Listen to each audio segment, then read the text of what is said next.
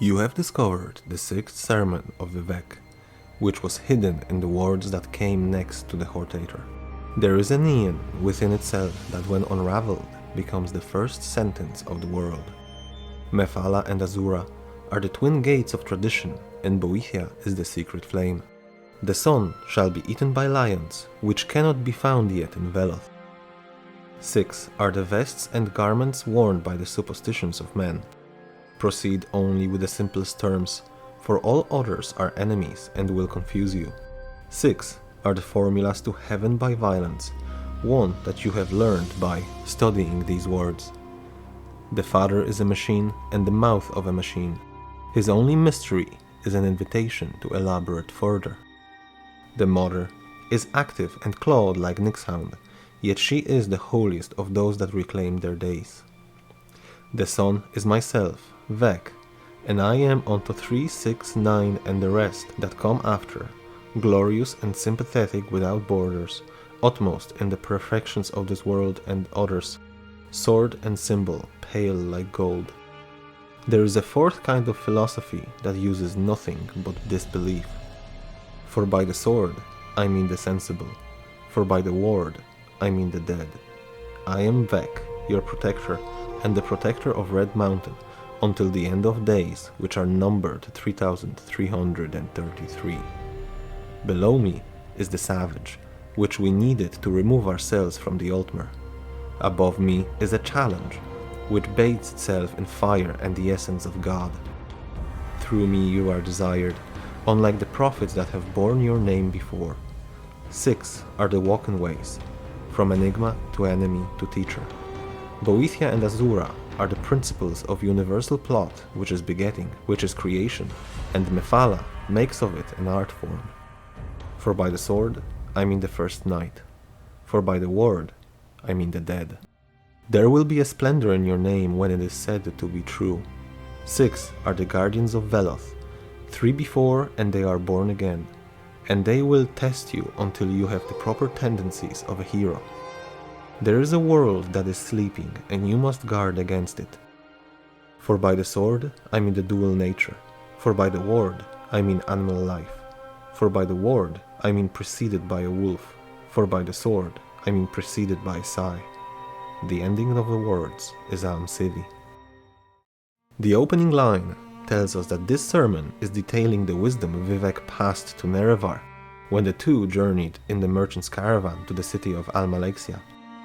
So rather than having a transcript of their conversations, we have condensed version of Vivec's teachings of what he thought is necessary for Nerevar to know.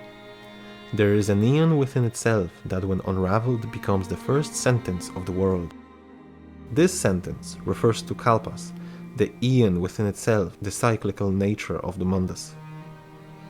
At the beginning of the very first Kalpa, Lorcan saw the existence as a line, thin middle ground where the stasis and change mingled, producing a grey navy. That line led him to say the first sentence of the world, I.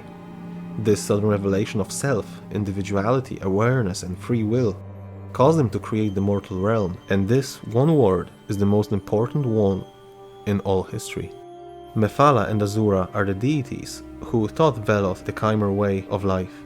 Their traditions are supported by these two Daedra, and the secret flame that is Boethia is the path to enlightenment. The flame and the fire is often used synonymous to the divine spark, the possibility of becoming divine.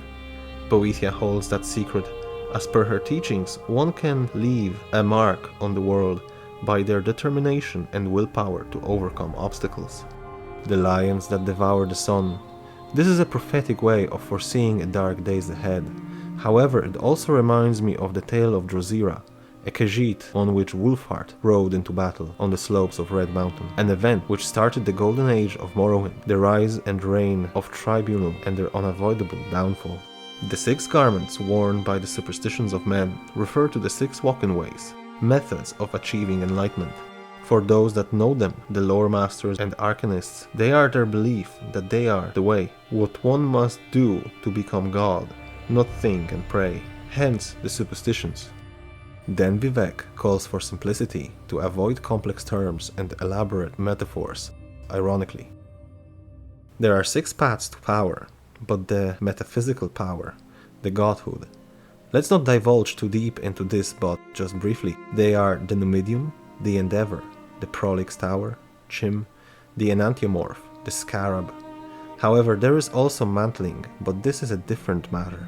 Next, Vivec talks about the tribunal themselves. He describes Sotasil as a machine, fitting considering his obsession with technology and magic. He is also said to be the mouth of a machine, perhaps a representative of the clockwork city he created. However, it can also be interpreted as speaker of the machines, an interpreter of technology. This is further backed by the next line. His only mystery is an invitation to elaborate further. Sotasil is a teacher, philosopher, thinker, scientist. Ask him about his mystery and he will explain, and he will keep explaining. Then Almalexia, described as active and armed, dangerous. She is the face-snaked queen, the fighter. If we view the tribunal through the lens of an antimorph, then Almalexia is the warrior, Sotasil the mage, and Vivec the thief. Despite her martial prowess, she is said to be the holiest of the three, as she is the most involved with her people and their faith, while Vivec prefers solitude and meditation. Sotasil tinkers in his workshop. Almalexia is among her people, healing and defending them. Vivec describes himself as glorious and sympathetic, as in full of honor, which he displays several times later, as when fighting Mehrunes Dagon and disarming him, only to give him a sword. Sympathetic, as when he cares deeply for his people, and always rose to challenge any threats to his people, be it a meteor hurling towards Vardenfell, or hostile fauna of the region. He is without borders as a god should be, without limits, omnipotent. He calls himself perfect in this world and in others. He is the cross between warrior and mage, a thief, product of Almalexia and Sotasil, Vivec, embodiment of Mephala, mix of Boethia and Azura. This is why he attributes himself the number 3 and its multiples.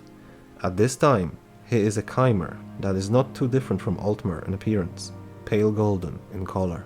The fourth philosophy based on this belief could refer to two subjects: the Dwemer, who defy the gods, acknowledge their existence but refuse to worship them, and Dagoth Or, who refuses to acknowledge the world as it is and his place in it. He insists on the entire world being a part of him instead. In the remainder of the sermon, Vivec speaks of swords and wards. Those two refer to the rest of Tribunal. The sword is Almalexia, the warrior, while the ward is Sotasil, the wizard. Here, Almalexia is sensible, as she is the one who spends most time among their chimeric people. They bring her their plights and their troubles and their worries, and she gives back care, healing, and help. This way, she is sensible, reasonable, compassionate, and merciful. Then, Sotasil is described as dead.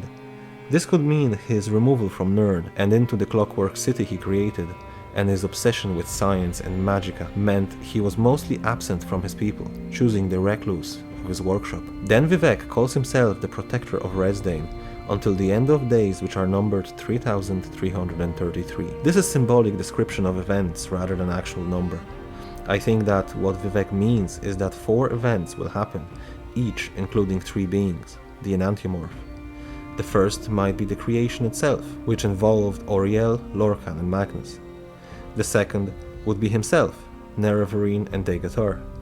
The third could be Zurin Arctus, Ismir Wolfheart, and Hjalti Earlybird. Now we wait for the fourth and final one. Or perhaps Vivec refers to Triad of Gods of Morrowind. First the Good Daedra, then the Tribunal, and after that the Reclamations. Either way, as stated before, Vivec has strong association to number 3. The Savage is Malakath, the brute god of Orsimer, whose involvement in stopping the Velothi exodus and his following failure only strengthened the Chimera faith in the Good Daedra. The challenge that is above Vivec is Boethia, and just like challenges need to be overcome, so Boethia rewards those that have the strength and the will to overcome obstacles. She often is portrayed as one god fiercely loyal to Lorcan. Even the legendary Ebony Male is called the Death Shroud of Lorcan. Her association with him is referred to as a challenge which bathes itself in the fire and essence of a god. That god is Lorcan.